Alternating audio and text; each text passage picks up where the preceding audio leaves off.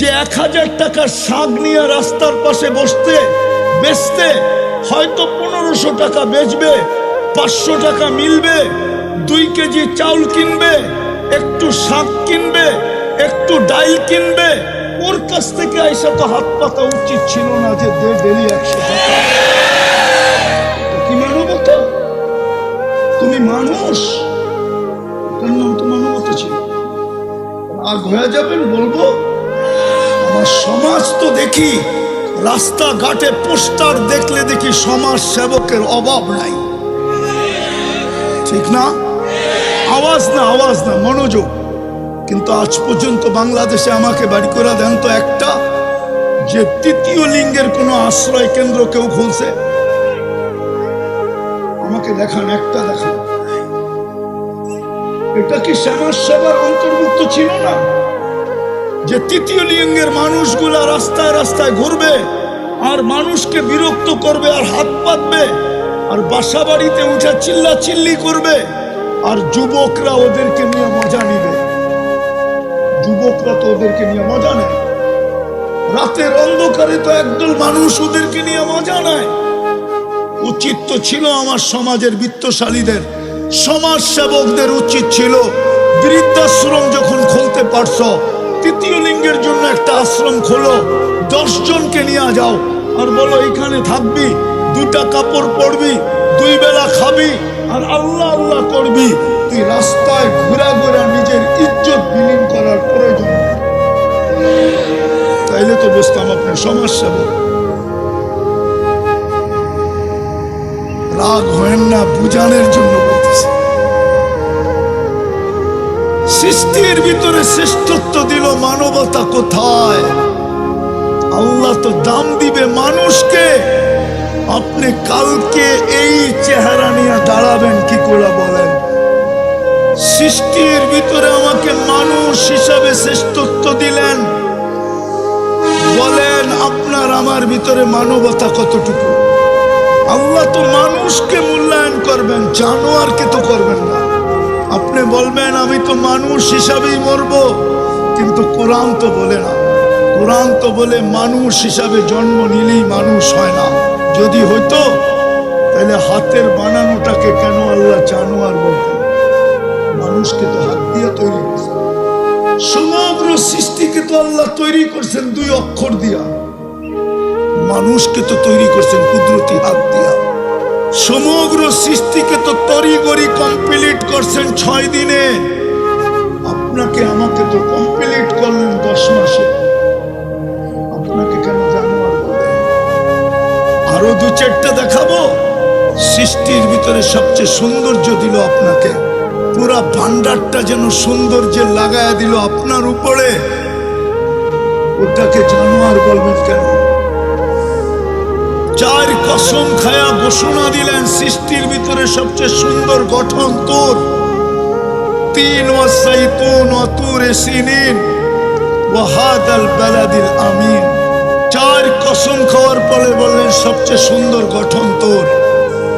ওই গঠনের জিনিসটাকে কেন আল্লাহ জানোয়ার বলবেন? জানোয়ার। আরেকটা বলবো, সাজাইতে সাজাইতে যার শব্দটা যদিও আল্লাহর জন্য শোভনীয় না, কিন্তু আমি পূজারের জন্য বলতেছি, সাজাইতে সাজাইতে সাজাইতে সাজাইতে ঘোষণা দিলেন আই লাভ ইউ। যে মানুষের প্রেমে পড়ে গেলেন, ভালোবাসায় পড়ে গেলেন, ওই মানুষটাকে জানোয়ার বলবেন কেন? বোঝা গেল মানুষ মানুষ হইলেই মানুষ হয় না। বিদায় আপনি আর আমি যে সৃষ্টির সেরা হইলাম, মানুষ রূপে মানবতা কতটুকু?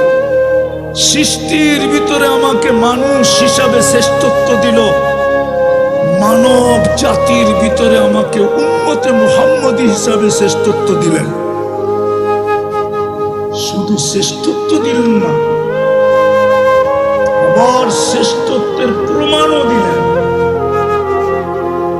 প্রমাণ স্বরূপ আমি বলতেছিলাম মুহাম্মদুর রাসূলুল্লাহ সর্বপ্রথম প্রমাণ।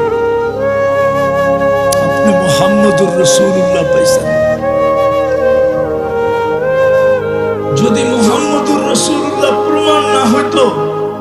তাহলে আমি কিতাব থেকে একটা প্রমাণ দিতেছি, যদি মুহাম্মদুর রাসূলুল্লাহ সাল্লাল্লাহু আলাইহি ওয়াসাল্লাম আমার কথার প্রমাণ না হতো, তাহলে আমি কিতাব থেকে একটা প্রমাণ দিতেছি।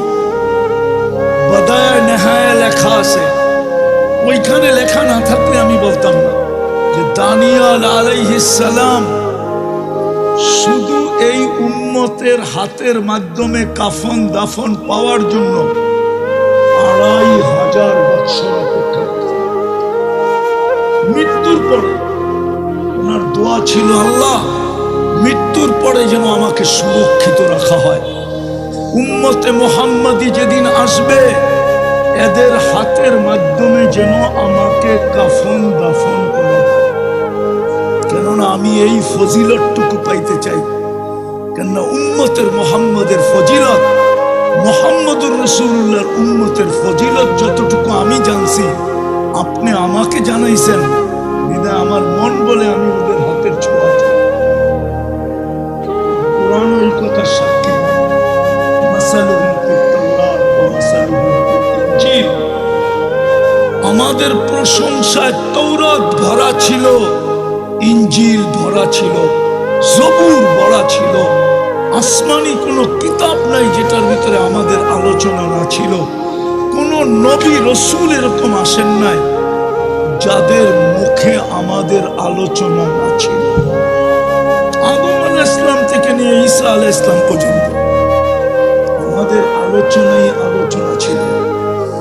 যদি আমাদের আলোচনা না থাকবে তো ঈসা আলাইহিস সালাম কেন দোয়া করলেন যে আল্লাহ আমাকে উম্মতে মুহাম্মদী বানায় পাঠান? আল্লাহ কেন কবুল করলেন? উনি কেন আসবেন? উনি দাজ্জালকে, কিন্তু যেদিন আসবেন উনি ইমামতি তো করবেন, ইমামতি তো করবেন মাহদী আলাইহিস সালাম। ইমামতি করার অধিকার আমার নাই, এখন পর্যন্ত নাই, যতক্ষণ আপনি বেঁচে আছেন।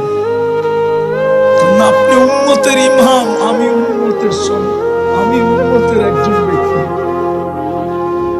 আপনার পরে যখন ইমামতি আমার কাছে আসবে তখন আমি ইমামতি করব, কিন্তু আজকে তো আপনি।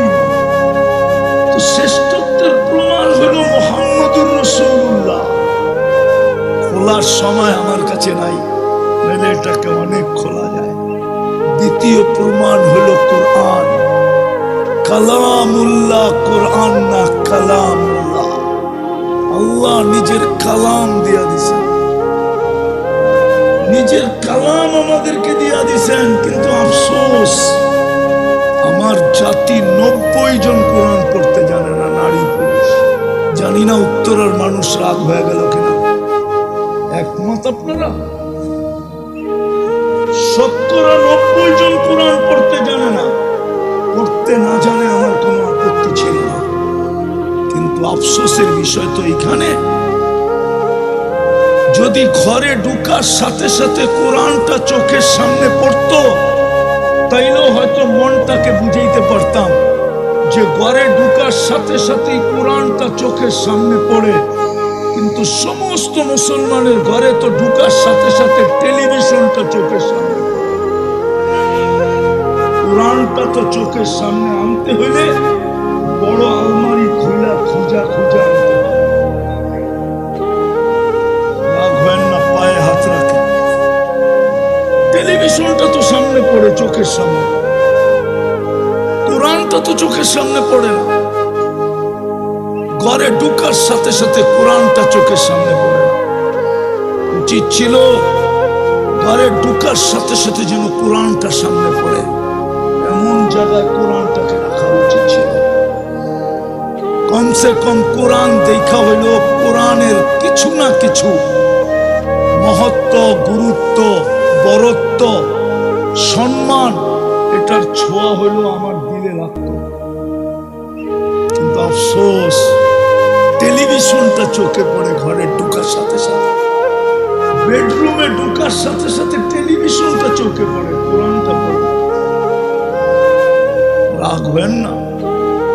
আরেকটা বলবো, কোরআন ৯০% কোরআন পড়তে জানে না, কিন্তু কোনো আপত্তি ছিল না যদি ডেলি কোরআন লোকটাকে নিয়ে একবার চুমা দিত।